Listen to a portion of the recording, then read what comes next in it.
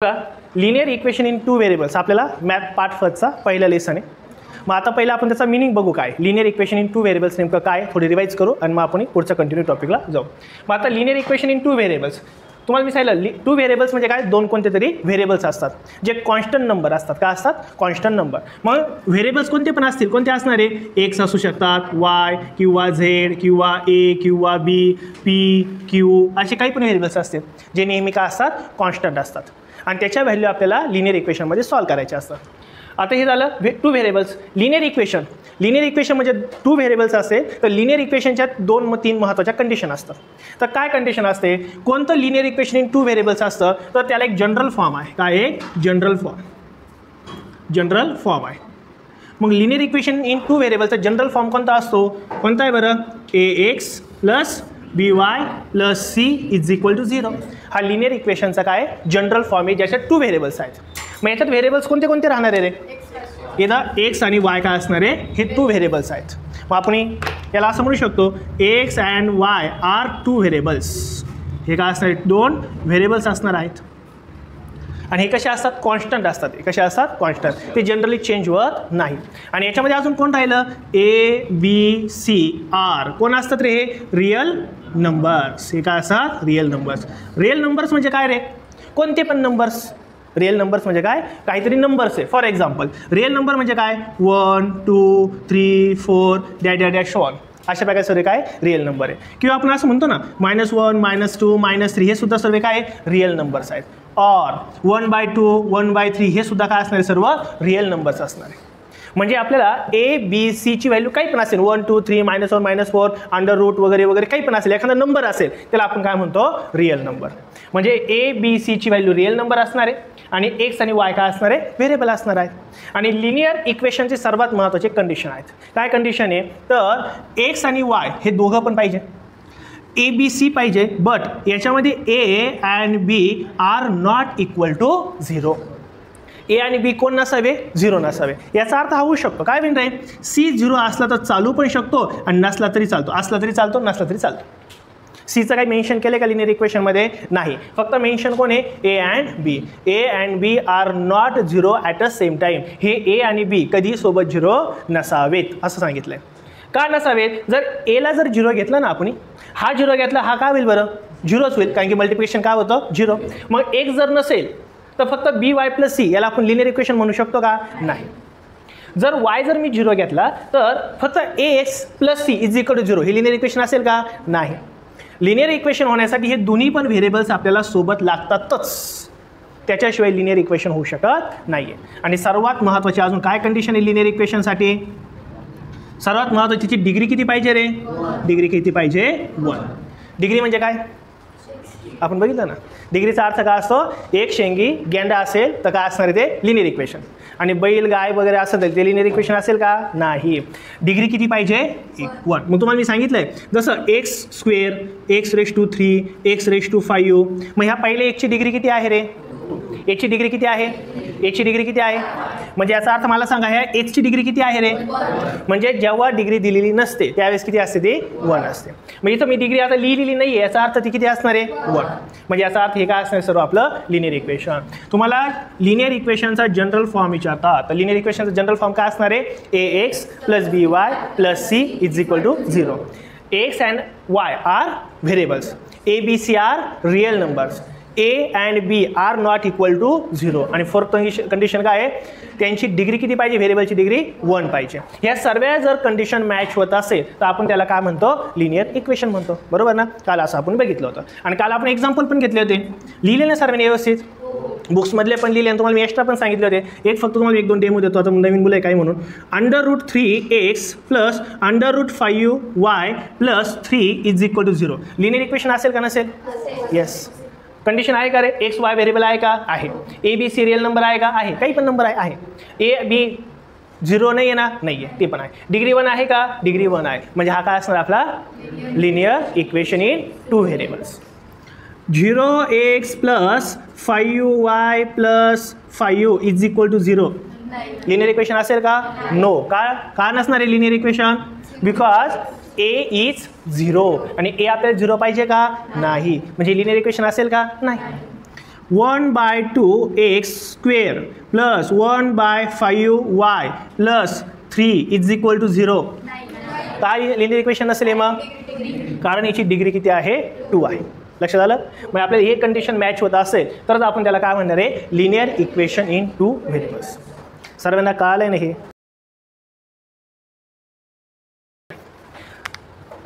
आता बघा, आपण हा प्रॅक्टिस सेट 1.1चा पहिला क्वेश्चन बघतोय, ज्याच्यामध्ये फिलिंग द ब्लँक अशा प्रकारे ॲक्टिव्हिटी आहे. मग याच्यामध्ये तुम्हाला इक्वेशन 2 दिलेले आहेत, पुढे ॲडिशन सांगितले, ॲडिशन पण करून दिले आणि फक्त काय करायचं तुम्हाला? बॉक्स फिलअप करायचे आहेत. आता बघा, ज्यावेळेस आपण 2 सायमल्टेनियस इक्वेशन सॉल्व करतो त्यावेळेस तुम्हाला काय सांगितलं आहे? एक्सची आणि वायची व्हॅल्यू काढायची असते. म्हणजे कोणाची व्हॅल्यू काढायची असते रे? व्हेरिएबलची. 2 इक्वेशन दिले आणि त्यांच्या व्हेरिएबलचं जर आन्सर काढायचं, त्याचा अर्थ ते सायमल्टेनियस इक्वेशन दिलेलं आहे आणि त्याच्यावरून काय काढायचं असतं? आपल्याला व्हेरिएबलचं आन्सर काढायचं आहे. मग व्हेरिएबल्स किती आपल्या याच्यात? एक्स आणि वाय. मग 2 व्हॅल्यू काढायच्या तुम्हाला. इथं एक्सची व्हॅल्यू आणि इथं कोणाची व्हॅल्यू आहे? वायची व्हॅल्यू ही काढायची. आता बघा, आपल्याला इथं कधी कधी ॲडिशन करावं लागते, कधी कधी सबट्रॅक्शन करावं लागते. तर ॲडिशन कधी करायची, सबट्रॅक्शन कधी करायची, आता लक्षात ठेवा. महत्त्वाचं बघा, मी तुम्हाला काय सांगतो. जर 2 इक्वेशन दिले आपल्याला, काय दिले? 2 इक्वेशन. ह्या 2 इक्वेशनमध्ये कोणता पण एक व्हेरिएबल बघा, उदाहरणार्थ एक्स आणि एक्स व्हेरिएबल आहे, यांची रिअल नंबर सेम आहे का? ह्या एक्सचा ह्या एक्सचा व्हेरिएबलचा रिअल नंबर काय? 5 आणि याचा किती बरं? सेम आहे का? नाही. स्किप करायचं. दुसरा व्हेरिएबल बघा, कोणता व्हेरिएबल? दुसरा वाय. त्याची रिअल नंबर सेम आहे का? जर ज्या व्हेरिएबलचे रिअल नंबर सेम असतील आणि ते दोघं पण प्लसवाले असतील, दोघं पण काय असेल? प्लस, तर त्यांची नेहमी काय करायची? सबट्रॅक्शन करायची. म्हणजे काय म्हणायचं? लेट सबट्रॅक्ट फ्रॉम 2 to 1 किंवा 1 to 2. अलग लक्षात? हां, जर दोन्ही पण मायनसवाले असतील, म्हणजे हा पण मायनसवाला आहे आणि हा सुद्धा काय? मायनसवाला आहे, तरी त्यांची काय करायची असते? नेहमी सबट्रॅक्शन. काय करायची? सबट्रॅक्शन. आता एक प्लसवाला आहे आणि एक काय बरं? मायनसवाला आहे. एक काय? प्लस आणि एक काय? मायनस. असेच त्यांची पुन्हा काय करायची असते? पुन्हा ॲडिशन. कधी सांगतोय मी तुम्हाला? जर दोघं सेम असेल तर. प्लस प्लस असेल तर प्लसच करायचं, मायनस मायनस असेल तर काय करायचं? मायनस. प्लस मायनस असेल तर काय करायचं? प्लसच नेहमी. हे कायमस्वरूपी लक्षात ठेवायचं आहे. पूर्ण पाचची प्रॅक्टिस आहे, त्याच्यावर डिपेंड आहे आपले. आणि जर पहिलं मायनस आहे दुसरं काय बरं इक्वेशन? म्हणजे इथं मायनस आहे हे काय बरं? प्लस आहे, तर त्यांची सुद्धा काय करायची? प्रत्येक वेळेस प्लस. हा रूल मोस्ट इम्पॉर्टंट आहे. हे मुलांना बऱ्याच वेळेस कळत नाही, हे कळणं गरजेचं आहे. हे कसं आहे हे पुढे गेला तुम्हाला कळणार आहे. फक्त आता एवढंच लक्षात ठेवा, ज्यावेळेस ज्या व्हेरिएबलचे रिअल नंबर सेम असतात ना त्यावेळेस हा रूल वापरायचा. काय? दोघं जर प्लस प्लस असतील तर काय करायचं? मायनस. दोघं पण मायनस मायनस असेल तर काय करायचं? त्यांचं आलं मायनसच. एक प्लस आणि एक मायनस असेल तर काय करायचं? प्लस. आणि एक मायनस आणि हा जर प्लस असेल तर काय करायचं? त्यांचं आलं प्लस. एवढं लक्षात ठेवा फक्त. एवढं लक्षात आलं ना तर तुमच्या पुढचे प्लस मायनसला प्रॉब्लेम येणार नाही. मग येतं बघा, तिने ऑलरेडी सांगितलं आहे एक काय रे इथं? प्लस. हा काय? मग प्लस आणि मायनस असलं काय करायला पाहिजे? मग तिने करून ठेवली ऑलरेडी. म्हणजे आपल्या नियमाने चालले ते आपल्या नियमाने चालले, बरोबर का नाही? मग ॲडिशन केली. मग आता ह्या दोघांची काय करून टाकायची? ॲडिशन. मग काय होईल बरं ॲडिशन? 5x + 2x किती होणार आहे? 7. एक्स तर दिला आहे तिने ऑलरेडी आपल्याला. काय केलं आहे? त्यांनी ऑलरेडी एक्स आपल्याला दिलेला आहे. 3y - 3y कॅन्सल होणार आहे. प्लस मायनस काय होणार आहे? कॅन्सल. 3y मधून 3y जर गेले तर कॅन्सल होऊन जाईल. आता इथं y 9 + 12 किती होणार आहे? 21. इथं काय नाही आपले 21, बरोबर का नाही? बरं, ओके. इथं x घ्यायला लावला आहे तिने आपल्याला. इथं 21 तर तसंच राहणार आहे, तसंच खाली घेतला. बट या दोघांमध्ये तर काय बरे? मल्टिप्लिकेशन असेल ना. मग मल्टिप्लिकेशन जर आपण अपोजिट साईडला जर गेलं तर डिवाइड होतं. काय होतं? डिवाइड. मग इथं मल्टिप्लायचं अपोजिट साईडला गेलं हा काय होणार आहे? डिवाइड. आलं का नाही? बरं. 7 1 जा 7 आणि 7 3 जा म्हणजे इथं किती आन्सर येणार आहे? 3. एकची व्हॅल्यू काय आली? तिने ऑलरेडी पुढे सांगून ठेवली 3. मग आता ही एकची व्हॅल्यू आपण काढली ना, ही एकची व्हॅल्यू आता कोणत्या तरी एका इक्वेशनमध्ये टाकायची असते म्हणजे आपल्याला वायची व्हॅल्यू मिळते. कारण की आपल्याला एकची व्हॅल्यू तर मिळाली, आता कोणाची व्हॅल्यू काढायची? वायची व्हॅल्यू काढायची. मग ही एकची व्हॅल्यू एक तर इक्वेशन फर्स्टमध्ये टाका किंवा इक्वेशन सेकंडमध्ये. मग आता ही जर व्हॅल्यू जर आपण इक्वेशन फर्स्टमध्ये टाकला ॲन्सर चेंज होत नाही. कशात टाका? जे सोपं असतं त्याच्यात टाकायचे असते. ते पुढे गेला अजून कळेलच तुम्हाला. मग आता x = 3 टाकली. मग बघा कोणत्या इक्वेशनमध्ये? Equation first. कुठे इक्वेशन फर्स्ट? हे. मग बघा 5 ला 5 आहे का रे? एकची व्हॅल्यू काय घ्यायची? मग आता आपल्याला 3 सांगितली नाही तर 3 प्लस काय? 3y आहे का? = काय? नाही. फर्स्ट इक्वेशन आहे. खाली काय होईल बघा, इथं 3y मी तसंच लिहिलेलं आहे, तिने घेतलेला आहे. = तसंच घेतलेलं आहे. 9 ला 9 पण तसंच घेतला आहे. बट इथं बॉक्सला फिल करायचं आहे. मग तिथं बघा 5u × 3 किती होणार आहे? 50. आणि इकडे जर प्लस असेल तर तिकडे गेला काय होईल? म्हणून इथं मायनस चिन्ह ऑलरेडी तिने देऊन टाकलं आहे. मग इकडे काय होणार आहे? 15. बरोबर का नाही? काय होणार आहे? 15. आता बघा काय होईल गडबड. 9 - 15 किती होणार आहे रे? -6. तुम्हाला मी बोललोय एक प्लस असेल आणि एक मायनस असेल तर नेहमी काय करायची असते त्यांची सबट्रॅक्शन. एक चिन्ह प्लस आहे एक चिन्ह काय मायनस आहे त्यावेळेस नेहमी काय करायचे असते सबट्रॅक्शन. मग 15 मधून 9 गेल्यावर किती राहिले 6 आणि मोठ्या संख्येला चिन्ह कोणतं इथं मायनस. मोठ्या संख्येत चिन्ह लिहावं लागतं ना आपल्याला म्हणून मायनस. आता बघा हा -6 तसाच ठेवला मी ॲज इट इज पुन्हा. हा इथला 3 आहे का हा तिने ऑलरेडी इकडे घेतला आहे कारण की मल्टिप्लायचं काय होतं डिवाइड होतं.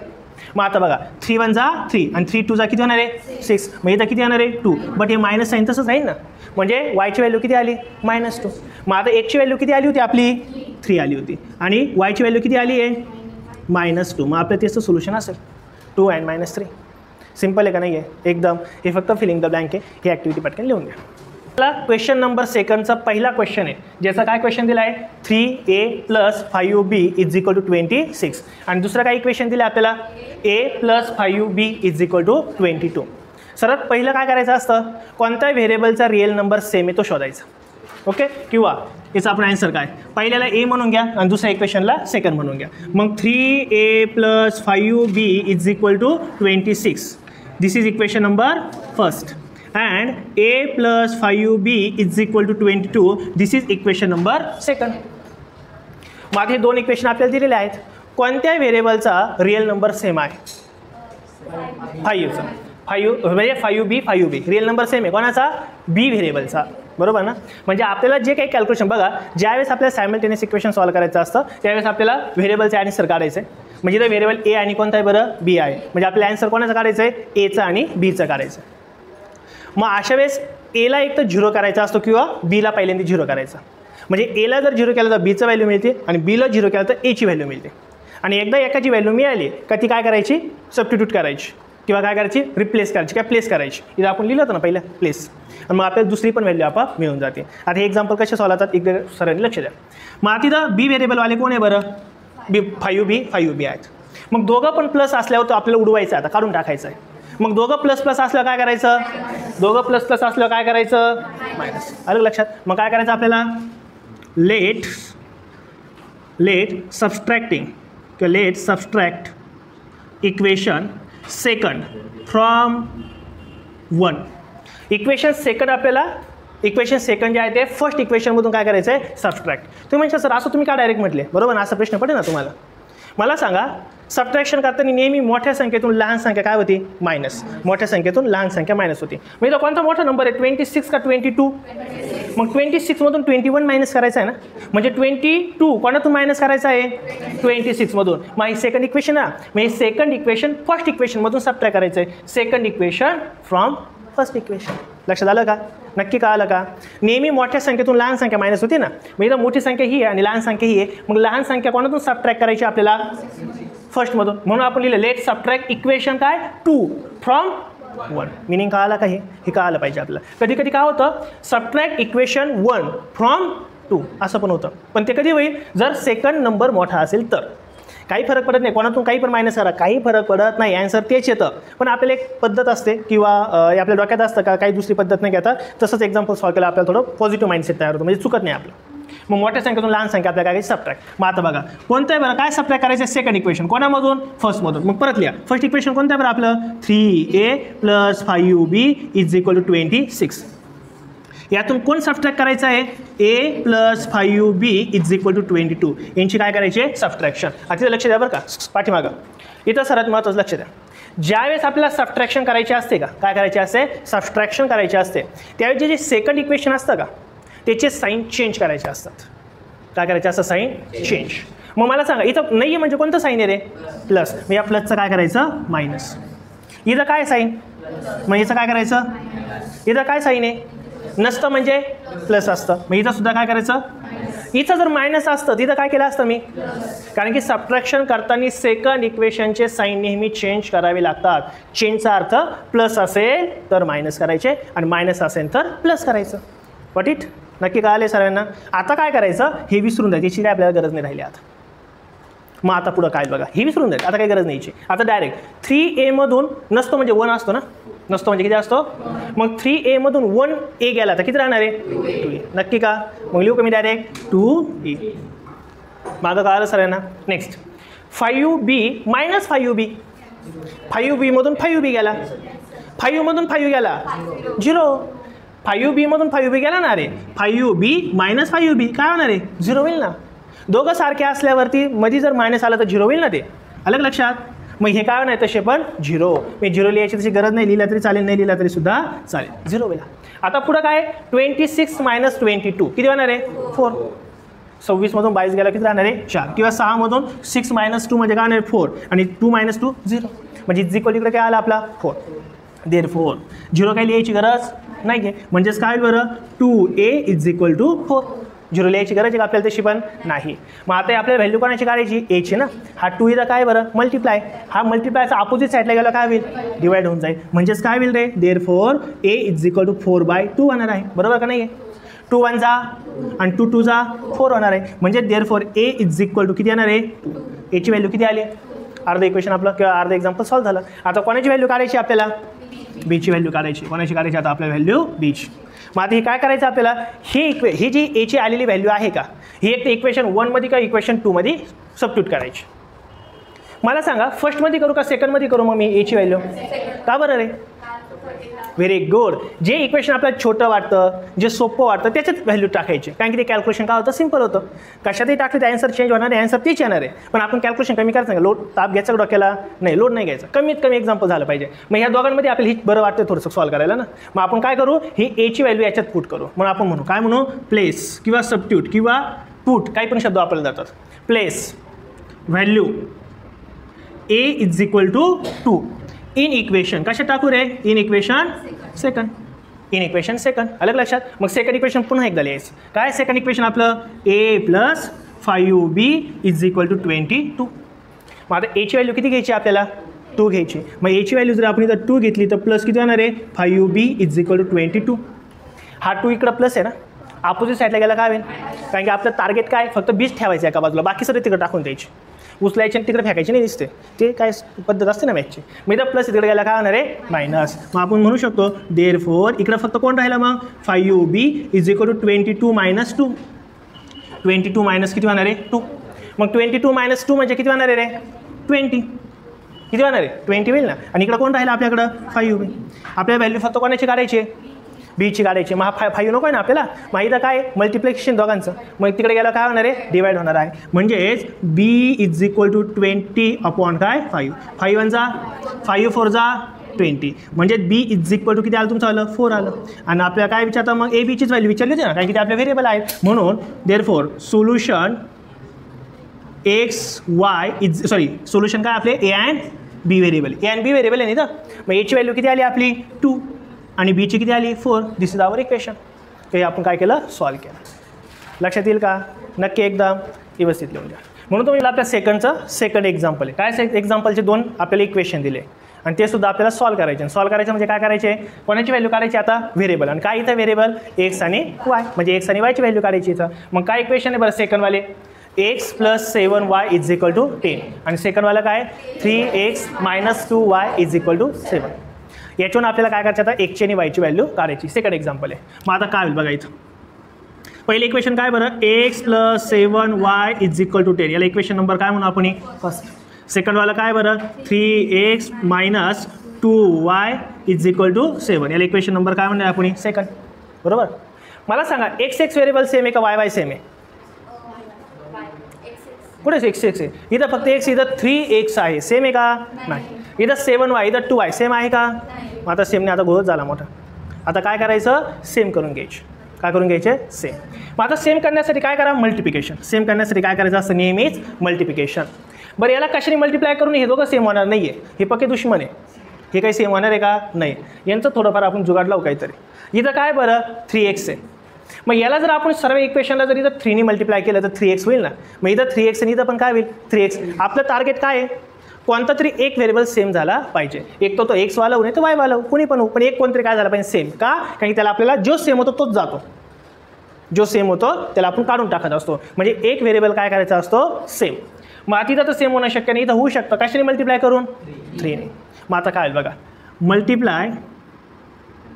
Multiplying 3 two equation first. ह्या फर्स्ट इक्वेशनला आपण कशाने मल्टिप्लाय करायचं आहे 3 ने मल्टिप्लाय. पण त्या सर्वांना करायचं असतं बरं का. मग काय होईल इथं 3 ने मल्टिप्लाय केल्यावर 3 × x म्हणजे किती होणार आहे 3x प्लसला प्लस 3 × 7 21 वायला वाय तसा इज इक्वल टू 3 × 10 30 आलं का लक्षात. मग याला इक्वेशन आता काय म्हणा नवीन 3 म्हणा, याला इक्वेशन नंबर काय म्हणा 3. आता झाले का रे कोणी सेम, कोण झालं x वाले सेम झाले ना. आता या 1चा काही विषय नाही, याला सोडून द्या. आता आपला फक्त कोणावर कॅल्क्युलेशन आहे सर्व सेकंड आणि थर्डवर. मग सेकंड आणि थर्डचे व्हेरिएबल बघा सेम आहेत. मग आता दोघंच सेम आहे आणि दोघं प्लस आहे का मायनस आहे का काय बरं, दोघं पण प्लसवाले ना. आणि दोघंच सेम ज्यावेळेस प्लसवाले असेल त्यावेळेस त्यांची काय करायची असते सबट्रॅक्शन मायनस. हे लक्षात येत आहे ना. एक दोघं पण मायनस असते तर आपण काय केले असते सबट्रॅक्शनच. 1 + 1 मायनस असते तर काय केले असते आपण ॲडिशन. बट इथं दोघं पण काय आहे प्लसवाले आणि दोघं प्लस असल्यावर काय करायचे असते आपल्याला सबट्रॅक्शन. बाई हे काय 3x काय इथं हे मायनस याचं आहे, तू याचा जुगाड याच्यासोबत लावून राहिले, भांडणं होतील अशाने, वाद होतील, नापास होईल, बरंच काय काय होईल. असं नाही करायचं. एवढं नाही मोठं होत पण सांगतोय काय हा मायनस याच्यासोबत आहे, याच्यासोबत आहे का नाही. इथं हा प्लस 3x आहे, हा सुद्धा काय प्लस 3x आहे. मग दोघं प्लस प्लस असलं काय करायचं मायनस. मग तुम्हाला सांगितलं मायनस कसं करायचं, मोठ्या नंबरमधून छोटा नंबर मायनस करायचा. कोण मोठा इथं म्हणजे आता हा सेकंडवाला कोणातून सबट्रॅक्ट करायचा थर्डमधून. Very good. मग आता आपण म्हणू शकतो ना सबट्रॅक्टिंग इक्वेशन सेकंड फ्रॉम थर्डमधून काय करायचं आहे सेकंड इक्वेशन आपल्याला सबट्रॅक्ट करायचं आहे. मग आता थर्ड इक्वेशन काय बरं इथं 3x + 21y = 30 मायनस काय करायचं आहे बरं आपल्याला 3x - 2y = 7. काय करायची यांची आता आपल्याला सबट्रॅक्शन. आणि तुम्हाला मी आधीच सांगितलं आहे ज्यावेळेस आपण सबट्रॅक्शन करणार आहे त्यावेळेस जे सेकंड इक्वेशन असतं का म्हणजे खालचं त्यांचे साईन काय करायचे असतात चेंज. मग इथं कोणतं साईन आहे रे नाही आहे म्हणजे प्लस आहे, म्हणजे इथं याला काय देऊन टाकायचं आता मायनस. इथं काय आहे मग याला काय करायचं प्लस, इथं काय आहे प्लस मग काय करायचं मायनस, संपला विषय. आता याची आपल्याला काही गरज आहे का, याची सुट्टी आहे, याला काही गरज नाही आपल्या. मग आता राहिलं काय बघा 3x मधून 3x गेला कॅन्सल म्हणजे 0, कॅन्सलचा अर्थ काय होईल 0. ओके पुढं 21y + 2y हा याचा काय संबंध आहे, हे घ्यायची नवीन साईन काय 23y 21 + 2 म्हणजे 23 म्हणजे 23 काय होणार आहे y बरोबर का नाही नक्की एकदम = आता काय करायचं रे 30 - 7 किती होणार आहे 23 किती होणार आहे 23. इथपर्यंत कळलं सर्वांना नक्की. कोणाला असा डाऊट आहे का रे सर तुम्ही इथं बेरीज केली इथं वजा केली चॅनल डॉक्टर थपत झाला काय आहे असं आहे का कोणी नक्की ना एकदम ना. तुम्हाला स्पष्ट दिलं आहे प्लस मायनस जे असं ते लिहून टाकले चिन्ह हे विसरून जायचे. आता मायनस म्हटले 0 झाले इथं प्लस आहे म्हणजे हा पण प्लसवाले दोघं पण काय होणार आहे प्लस असून जाणार आहे. यांचं कॅल्क्युलेशन केलं यांचं केलं 30 मधून -7 गेलं काय आले 23 आलं लक्षात. आता हा काय इथं मल्टिप्लाय इकडे आलं काय होईल रे डिवाइड होऊन जाईल म्हणजेच काय लिहू शकतो देअरफॉर y = 23/23. मग डिनॉमिनेटर न्यूमिनेटरला जर सेम नंबर असेल तर आन्सर काय असतं आपलं 1. 23 1 = 23 23 1 = 23 बरोबर का नाही. म्हणजेच देअरफॉर y = किती येणार आपला 1 बाय 1 म्हणजेच तर 1 असतो ना 1 बाय 1 म्हणजे काय असतो 1 म्हणजे yची व्हॅल्यू किती आली आपली इथपर्यंत कळाली का नक्की सर्वांना. मग आता पुढे आपल्याला कोणाची व्हॅल्यू काढायची रे वायची काढली तर आता कोण राहिला आपला एक्स व्हेरिएबल राहिला ना. मग आता तिथं आपण काय म्हणायचं पुट म्हणा प्लेस म्हणा काही पण म्हणा put value y = 1 in equation कशा टाकायची तर कोणतं बरं वाटतं फर्स्ट सेकंड थर्ड कोणतं बरं वाटतंय फर्स्ट पण फर्स्टमध्ये टाकू शकता सेकंड थर्ड तुम्हाला जे वाटेल ते फर्स्टमध्ये टाकू आपण इक्वेशन फर्स्ट कारण की ते छोटे दिसतं ना एक्झाम्पल. अलग लक्षात नक्की का. काही जण म्हणतील सर तुम्ही पहिल्याचा विषय सोडला होता दोघांमध्येच खेळ चालला होता आता परत पहिला कसं काय आला काही घ्या काही फरक पडत नाही. फर्स्ट घ्या सेकंड घ्या थर्ड घ्या फोर्थ घ्या एवढे नाही थर्डच्या त्यातलं इथले लक्षात येईल काय. मग आता इक्वेशन फर्स्ट परत लिहा काय इक्वेशन आपलं x + 7y = 10. आता वायची व्हॅल्यू टाकायची देअरफॉर x + 7 वायची व्हॅल्यू काय टाकायची आपल्याला 1 = किती इथं 10. देअरफॉर x + 7 = 7 = किती इथं 10. हा 7 प्लस तिकडे गेला काय होईल मायनस देअरफॉर x = 10 - 7 10 - 7 10 - 7 म्हणजे किती होणार आहे 3. देअरफॉर x = किती आहे 3. एक्सची व्हॅल्यू पण आली वायची व्हॅल्यू आली म्हणजे दोन्ही व्हेरिएबल काढले आणि तेच तर आपलं सोल्युशन असतं. Therefore solution is x y = एक्सची व्हॅल्यू किती आहे 3 आणि वायची व्हॅल्यू किती इथं 1. This is our solution. आलं का लक्षात नक्की गेलं. आता एक्झाम्पल नंबर कोणतं आहे आपलं 3. आता 3 एक्झाम्पल काय बघा, काय इक्वेशन आहे, 2 इक्वेशन दिले.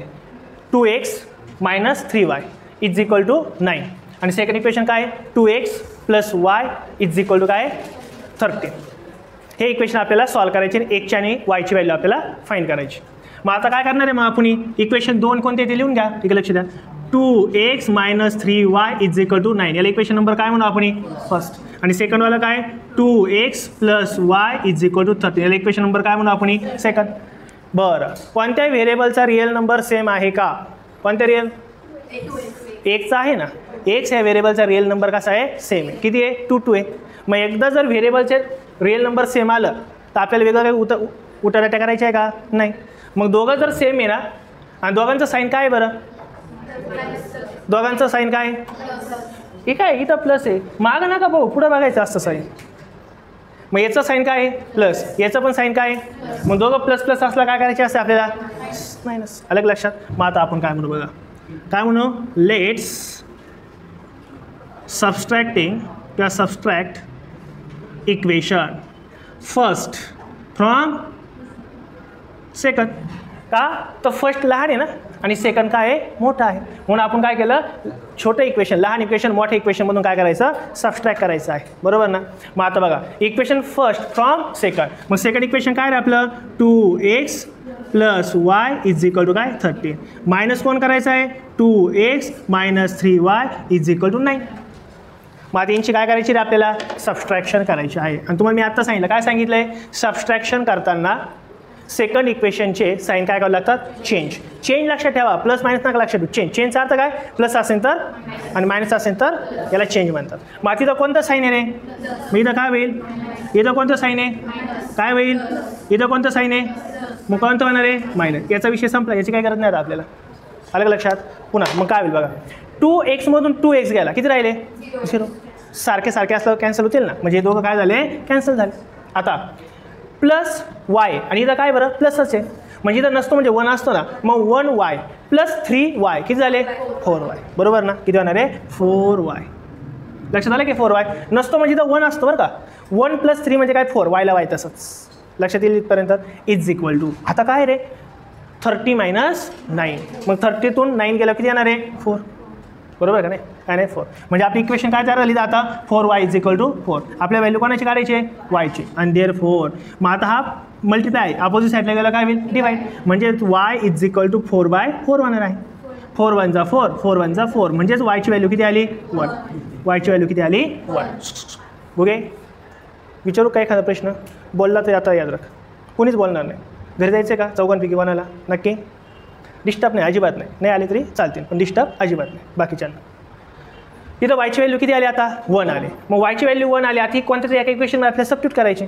म्हणजे तुम्हाला सोपं वाटतं ते फर्स्ट किंवा सेकंड थोडं सेकंड तुम्हाला सोपं वाटत असेल टाकू त्याच्यात. मग आता put value y is equal to 1 in equation सेकंडमध्ये टाका.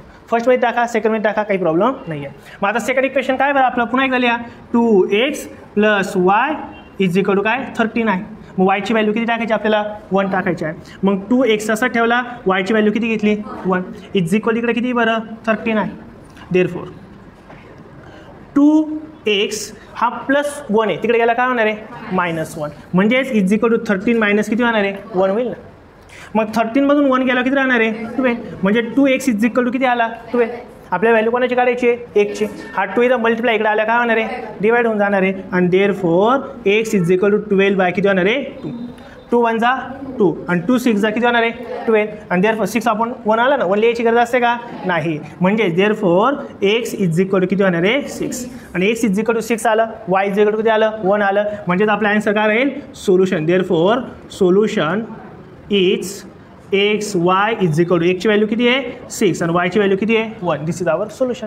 एक्झाम्पल नंबर 4 आहे. काय एक्झाम्पलचे दोन इक्वेशन आहे 5m - 3n is equal to 19 आणि सेकंड इक्वेशन काय m - 6n is equal to -7. आता कोणत्या व्हेरिएबलचा रिअल नंबर सेम आहे का ते चेक करा. इथं 5 आहे आणि इथं काय 1 आहे. इथं 3 आणि इथं किती 6 सेम आहे का रे नाही आहे. मग आपलं सर्वात पहिलं टार्गेट काय राहील कोणता तरी एक व्हेरिएबल काय करायचं असतं आपल्याला सेम करायचं. मग इथं कोणता पण एक करू शकतात बघा. इथं 5m आहे ना, याला जर 5ने मल्टिप्लाय केलं तर हा 5m होईल. मग 5 काय होईल, कॅन्सल होईल, म्हणजे बरोबर यांची व्हॅल्यू मिळेल. किंवा काही जण काय म्हणतील, सर इथं 6n आहे, इथं 3n आहे, याला जरी 2ने मल्टिप्लाय केलं तरी 6 येणार आहे. तसं केलं तरी सुद्धा चालेल, काही पण हे करा. आन्सर कधीही बदलत नाही, ती चेंज होती, सेम राहतं, ते कधी चेंज नाही मला. पण आपण एक काम करू, सरांना जे सोपं वाटतं कोणतं, 5नेच मल्टिप्लाय करू, ते सिम्पल वाटेल थोडं. म्हणून आपण काय करू बघा, पुन्हा याला इक्वेशन म्हणा, हे 5m - 3n = 90. इक्वेशन नंबर काय आपलं first. m - 6n = -7. Equation number काय आपलं सेकंड आहे. मग आता सेम तर कोणीच नाही आहे, मग याला काय करू आपण, सेकंड इक्वेशनला 5ने मल्टिप्लाय करू. म्हणून मल्टिप्लाइंग इक्वेशन मल्टिप्लाइंग कशाने 5 टू इक्वेशन सेकंड. 5ने कोणाला मल्टिप्लाय करायचं आहे, सेकंड इक्वेशनला. मग काय होईल बरं पुढं, डायरेक्ट करू का मी, 5 × m म्हणजे किती होणार आहे 5m. मायनस आहे तर मायनस घेतला मी इथं. 5 × 6 किती होणार आहे 30. n ला n तसाच आहे बरोबर का, = 5 × 7 किती होणार आहे 35. आणि एक प्लस आणि एक मायनस म्हणजे मायनस होईल ना, हा प्लस आहे हा काय मायनस. कालच सांगितलं प्लस मायनस असला काय होतो मायनस, जर मल्टिप्लिकेशन करायचं असेल तर. मग आता दोघं सॉरी काय झालं इथं, हां इथं काय आला 5m आणि इथं सुद्धा काय आला आपला 5m. मग आता दोघं व्हेरिएबल सेम झाले, याला इक्वेशन नंबर आपण काय म्हणू, थर्ड म्हणू. कोणाचे व्हेरिएबल सेम आहे आता, फर्स्ट आणि काय थर्डचे. मग सेकंडचे इथं आता विषय संपली, तर सध्याची काही गरज नाही आपल्याला बरोबर ना. मग आता फक्त फर्स्ट आणि थर्डच सॉल्व करायचं आपल्याला. मग आता बघा, मोठ्या नंबरमधून छोटा नंबर सबट्रॅक्ट करायचा आहे. मोठा नंबर कोणता इथं 19 आणि -35 लहान नंबर आहे, कारण की मायनस आहे ना, मग तो लहान होणार आहे. म्हणून आपण असं करू काय, दोघं पण प्लस प्लस आहे, दोघं प्लस असलं काय होती मायनस. म्हणून सबस्ट्रॅक्टिंग किंवा सबस्ट्रॅक्ट इक्वेशन कोणतं थर्ड फ्रॉम इक्वेशन 1 फर्स्ट बरोबर. मग आता बघा, मग आता फर्स्ट इक्वेशनमधून सबट्रॅक्ट करायचं. मग फर्स्ट इक्वेशन काय आपलं 5m - 3n = 90. मायनस कोण करायचं थर्ड इक्वेशन, कोण इथं 5m - 30n = किती होणार आहे -35 बरोबर. मग यांचं काय करायचं आता आपल्याला सबस्ट्रॅक्शन. मग सबस्ट्रॅक्शन करायचं असेल तर काय सांगितलं मी तुम्हाला, सेकंड इक्वेशनचे साईन चेंज करायचे. हे प्रत्येक वेळेस लक्षात ठेवा. आणि मनातल्या मनात म्हणत चालेल, मनातल्या मनात म्हटलं का बरोबर रात्रीचं झोपात पण बरमालशाल प्लसचं मायनस मायनस असं झालं का पाठ होऊन जाईल एकदम, डबल पाठ होईल ना बरोबर. हां माझीला प्लस येतं काय होईल, इथं मायनस येतं काय होईल, मायनस येतं काय होईल, आलं का लक्षात. मग करायचं कॅल्क्युलेशन. आता याचं काही गरज आहे का आपल्याला, नाही याचा विचार नाही करायचा. आता जे नवीन साईन आहे त्याचाच विचार करायचा. मग 5m मधून 5m गेला किती येणार आहे 0, ती झाली काय. आता -3n + 30n किती होणार आहे, हा एक मायनस आहे आणि एक काय, आणि एक मायनस आणि एक प्लस असलं काय होते मायनस होते ना. काल सांगितलं ना, कधी पण एक साईन मायनस आहे एक साईन प्लस आहे, किंवा एक साईन प्लस एक साईन मायनस आहे, प्रत्येक वेळेस काय होती सबस्ट्रॅक्शन आणि मोठ्या नंबरचं साईन येतं. मग आता एक मायनस आहे आणि एक काय इथं प्लस आहे ना. मग आता 30 मधून 3 गेला किती राहणार आहे 27. n तसंच आहे. मोठ्या नंबरला कोणतं साईन आहे, मोठ्या नंबरला कोणतं साईन आहे प्लस आहे ना बाबड्यांनो. हे विसरून जायचं, आता हे लक्षात नाही ठेवायचं. नवीन हा प्लस आहे ना, मग मोठ्या नंबरला प्लस आहे म्हणून प्लसच येणार आहे. मग +27n = हे दोघांचे आता पुन्हा हा प्लस आहे, हा प्लस म्हणजे ॲडिशनच होणार आहे. मग 9 + 5 किती होणार आहे 40. Reminder is 1. 1 + 3 4. 4 + 1 5. 54 आलं. व्हॅल्यू कोणाची काढायची आता आपल्याला, या एनची काढायची आहे बरोबर. देअरफॉर हा 27 इकडं मल्टिप्लाय तिकडे गेला काय होईल डिवाइड होईल. म्हणजे n = 54 अपॉन किती होणार आहे 27. 27 × 1 = 27, 27 × 2 = 54 बरोबर का नाही. याच्या हा 2 टाइम्स आहे ना, म्हणजे 2ने डिवाइड होते याचा अर्थ. देअरफॉर मग यांची व्हॅल्यू किती येणार आहे आपली, n = 2. मायनसचा काही संबंध नाही, प्लस आहे ते सर्व. हा प्लस आहे म्हटलं हा प्लस राहील, मग ते पण प्लस राहील. अलग लक्षात. यांची व्हॅल्यू किती आली 2. आता कोणाची व्हॅल्यू काढायची आता आपल्याला, एमची काढायची. कोणाची व्हॅल्यू काढायची आहे एमची व्हॅल्यू काढायची. मग आता काय करायचं आपल्याला, सबस्टिट्यूट किंवा put value n = 2 in equation. कशात टाकू रे, फर्स्ट सेकंड थर्ड, काय सोपं वाटतं तुम्हाला, सेकंड थोडं सोपं वाटतं म्हणून सेकंडमध्ये टाकू इन इक्वेशन सेकंड. मग आता सेकंड इक्वेशन काय लिहून घ्या, काय बरं m - 6n = -7. मग आता एमची व्हॅल्यू काढायची, एम तसंच ठेवला आपण -6. यांची व्हॅल्यू किती दिली आपल्याला 2 = काय होणार आहे -7. मग आता यांचं कॅल्क्युलेशन करा फक्त काय होईल. मग एमला एम मी तसाच ठेवला मायनस 6 2 किती होणार आहे 12 इज इक्वल टू काय होणार आहे मायनस. हा -12 आहे तिकडे गेला काय होणार आहे +12 काय होणार आहे plus. Therefore m is equal to -7 plus काय होणार आहे -7 तसंच राहणार आहे फक्त -12 तिकडे गेला काय होणार आहे +12. एक प्लस आहे आणि एक मायनस आहे काय होतं नेहमी सबट्रॅक्शन. नेहमी काय होती सबट्रॅक्शन. एक प्लस आणि एक मायनस असलं नेहमी काय होती सबट्रॅक्शन. मग 12 मोठ्यातून लहान संख्या मायनस करायची. 12 - 5 किती येणार आहे 12 - 7 किती येणार आहे 5. मोठ्या संख्येला कोणतं साईन आहे बरं इथं प्लसचं आहे ना. 12 मोठी म्हणजे प्लस आहे म्हणजे इथं 5ला सुद्धा प्लस येणार आहे म्हणजे एमची व्हॅल्यू किती येणार इथं 5. कळलं का एमची व्हॅल्यू किती येणार आहे 5. आणि देअरफॉर त्याचं व्हॅल्यू काढायचे ते व्हेरिएबल आहे आपले. Therefore solution is mn is equal to एमची व्हॅल्यू किती आहे इथं 5 आणि एनची व्हॅल्यू किती आहे 2. दिस इज आवर सोल्युशन. 5th नंबरचा क्वेश्चन आहे त्याचे 2 इक्वेशन दिले. फर्स्ट काय बरं 5x + 2y is equal to -3 आणि सेकंड काय x + 5y is equal to 4. कोणत्या व्हेरिएबलचे रिअल नंबर सेम आहे का नाही आहे. मग आता काय करायचं व्हेरी गुड. इथं 5x आहे इथं फक्त x आहे मग या सर्वाला कशाने मल्टिप्लाय करायचं 5ने. म्हणजे याला 5ने सर्व मल्टिप्लाय केला 5x होईल ना. मग हा 5x म्हणजे आपोआप काय होईल तो कॅन्सल होईल. मायनस केला काय होईल कॅन्सल. मग आता काय बघा याला इक्वेशन नंबर 1 म्हणा त्याला 2 म्हणा. बघा 5x + 2y is equal to -3 this is equation number first. x + 5y is equal to 4 this is equation number second. But real number कोणत्याही व्हेरिएबलचा सेम नाही आहे. मग आपण तो काय करणार आहे सेम करणार आहे. मग अशाच काय करणार आहे मल्टिप्लाय किंवा multiplying by 5 to equation second. आणि देअरफॉर आता काय होईल याला जर ह्या सेकंड इक्वेशनला कशाने मल्टिप्लाय करायचं आहे 5. मग याला 5ने मल्टिप्लाय करतो 5 × x काय होणार आहे 5x बरोबर. प्लसला प्लस मी तसाच लिहिला चालेल. नंतर 5 × 5 किती होणार आहे 25. वायला वाय तसंच लिहिला व्हेरिएबल काही चेंज करायचा नाही. इज इक्वल टूला मी काय केलं इथं इज इक्वल टू 5 × 4 किती होणार आहे 20. याला इक्वेशन नंबर काय म्हणा आता 3rd म्हणा. आता इक्वेशन नंबर फर्स्ट आणि इक्वेशन नंबर 3rdचे एकचे व्हेरिएबल काय झाले सेम आणि सेम झाले. आपण काय करतो पुढे कॅल्क्युलेशन करतो. दोघं पण प्लस असेल तर काय करणार आहे आपण मायनस सबट्रॅक्शन करणार आहे. म्हणून लेट्स सबस्ट्रॅक्ट इक्वेशन. कोणतं लहान आहे फर्स्टवाला लहान आहे ना आणि थर्डवालं मोठं आहे. मग आता equation subtract equation 1 from equation 3rd. Equation 3rd कारण की 3rd मोठं आहे ना त्यातून मायनस करायचं कोणतं इक्वेशन फर्स्ट. मग आता 3rd इक्वेशन काय बरं 5x + 25y is equal to किती होणार आहे 20. यातून मायनस कोणतं करायचं फर्स्टवालं म्हणजे काय होणार आहे 5x + 2y is equal to -3. यांचं काय करायचे आपल्याला सबट्रॅक्शन. काय करायचे सबट्रॅक्शन. मग आता सबट्रॅक्शन करत असताना नाही सेकंड जे इक्वेशन असेल त्यांचे साईन्स काय होतात चेंज. मग तिथं प्लस आहे प्लस असेल तर काय होईल प्लस असेल तर आणि मायनस असेल तर इथपर्यंत काय आलं ना. मग आता जुने साईन लक्षात ठेवायचे का आपल्याला नाही. मग आता जे आहे ते कॅल्क्युलेशन करूया आपण. 5x मधून 5x गेला किती येणार आहे 0. सारख्यातून सारखे गेल्यावर काय होतं मायनस म्हणजे 0 आता ते लिहायची काही गरज नाही लिहिले तरी चालतं 0. आता काय बघा 25 मधून 2 गेला 23 आलं का लक्षात. 25 -2 आहे ना मग 25 मधून 2 गेल्यावर काय होणार आहे 23y इज इक्वल टू 20 + 3 23 अलग लक्षात. देअरफॉर आता कोणाची व्हॅल्यू काढायची आपल्याला वायची. Therefore y is equal to काय होणार मग 23. हा मल्टिप्लाय इकडे आला काय होणार आहे डिवाइड होऊन जाणार आहे. दोघं सेम असल्या फक्त कोण राहतो आपला 1 आणि therefore y is equal to किती आला 1. वायची व्हॅल्यू किती आली आपली 1. आता कोण काढायचं आपल्याला x काढायचा नाही y काढला म्हणजे x काढायचं. मग तिथं बघा काय पुट कोणाची value y is equal to 1 in equation कशात टाकू रे सांगा. सेकंड थोडं छोटं एक्झाम्पल आहे सरांमध्ये बरोबर ना. मग सेकंडमध्ये टाकू इन इक्वेशन सेकंड. मग सेकंड इक्वेशन पुन्हा एकदा लिहून टाकायचं.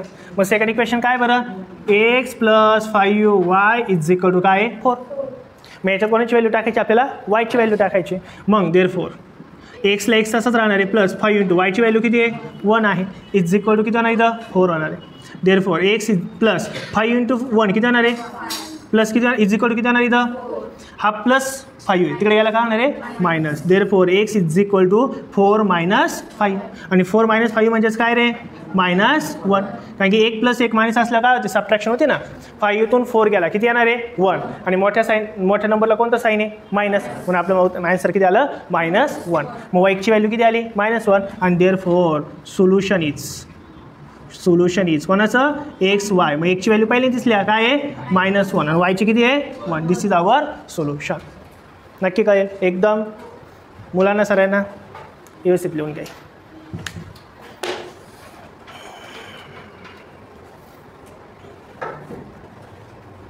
हे 5 एक्झाम्पल आणि पहिले 1 एक्झाम्पल हे 6 एक्झाम्पल झाले बरोबर. हे एक्झाम्पल पुन्हा घरी जाऊन सॉल्व करायचे न बघता. लक्षात सरांनी न बघते सॉल्व करायचे.